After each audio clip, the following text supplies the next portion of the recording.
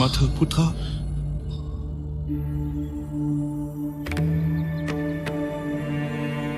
พุทธะ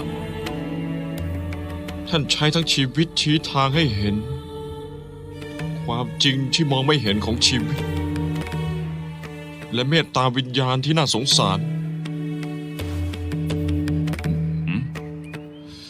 เกิดอะไรขึ้นน่ะอนุรุทธะ เจ้าอดทนเป็นเลิศ แล้วทำไมถึงได้ร้องไห้ได้ล่ะ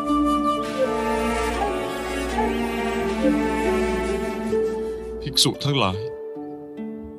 ข้าเพิ่งจะตระหนักได้ว่า พุทธะจะเข้าสู่นิพพานคืนนี้ อานนท์ศีรษะของเรา ควรจะหันไปทางทิศเหนือ เราจะนอนตะแคงขวา ครับพุทธะ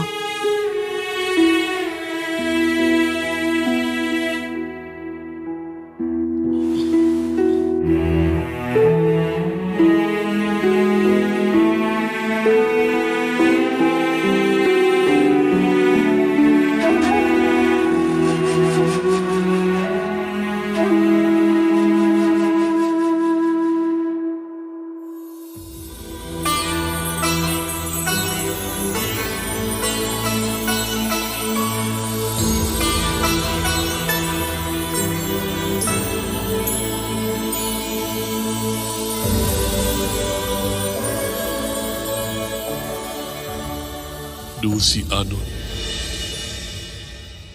ดูใบไม้ผลิยังมาไม่ถึงแท้ๆแต่พุ่มไม้เหล่านี้สั่นไหวสลัดดอกสีแดงของมันให้หล่นลงมามากมาย ดูสิ ดอกไม้พวกนี้หล่นลงมาบนตัวเรามากมาย เหมือนหยดน้ำฝนไม่มีผิด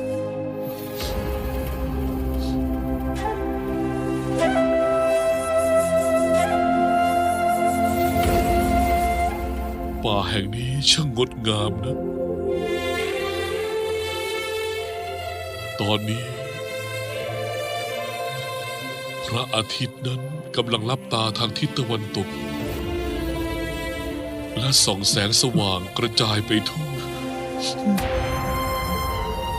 เจ้าได้ยิน เสียงของดนตรี จากพุ่มไม้ที่สั่นไหวพวกนี้ไหม